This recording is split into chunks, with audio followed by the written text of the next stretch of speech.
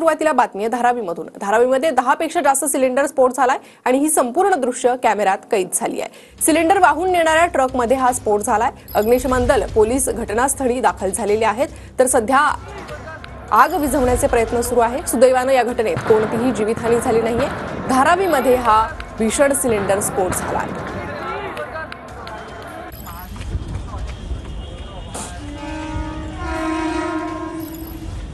ही दृश्य आपण पाहतोय। स्फोटानंतर धुराचे मोठाले लोट वर आकाशात दिसताय, तर 12 ते 13 सिलेंडरचा हा भीषण स्फोट झालेला आहे।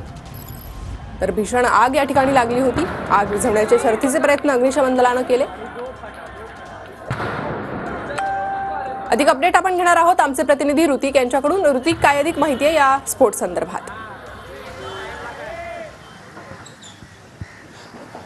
नक्कीच प्रणिता, काल रात्री 10च्या सुमारास ही घटना घडलेली होती आणि आपण सध्या घटनास्थळावरती आहोत आणि आपण दृश्यांमध्ये या ठिकाणी ज्या टेम्पोमध्ये आग लागलेली होती तो टेम्पो समोर बघतोय। आयसर ही गाडी आहे आणि त्या गाडीची अवस्था या ठिकाणी आपण समोर बघू शकतो।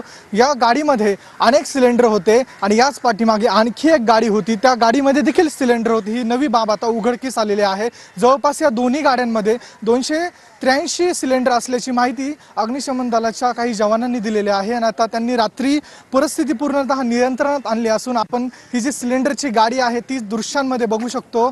जवळपास 10च्या सुमारास ही घटना घडली होती। सुरुवातीला जेव्हा हा गॅस टेम्पो आहे त्यावरती आग लागली आणि आग पसरत गेली, पूर्ण टेम्पोला आगीने विळखा दिला। त्यानंतर एक एक करून सर्व गॅस सिलेंडर हे फुटण्यास सुरुवात झाली। अनेक सिलेंडर या ठिकाणी फुटलेले आहेत आणि त्यामुळे भीषण आग या परिसरात लागलेली होती। आपण दृश्यांमध्ये साईडला जंगल बघू शकतो। गॅस सिलेंडर फुटत होते आणि या जंगलामध्ये जात होते। हे नेचर पार्क आहे सायनमधलं, यामुळे मोठी घटना घडण्यापासून रोखलेली आहे। सुदैवाने या ठिकाणी कोणीही जखमी झालेलं नाही। हे सर्व सिलेंडर फुटून या जंगलामध्ये जात होते, त्यामुळे बाजूला असलेला हा आपण नागरिक वस्तीचा परिसर बघू शकतो। या ठिकाणी कोणतंही सिलेंडर आलेलं नाहीये किंवा आगीचं या ठिकाणी भाग कोणताही झालेला नाहीये।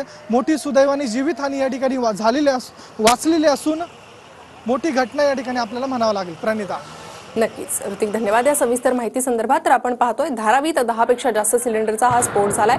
अग्निशमन दलाकडून रात्री उशिरापर्यंत कूलिंगचं काम सुरू होतं।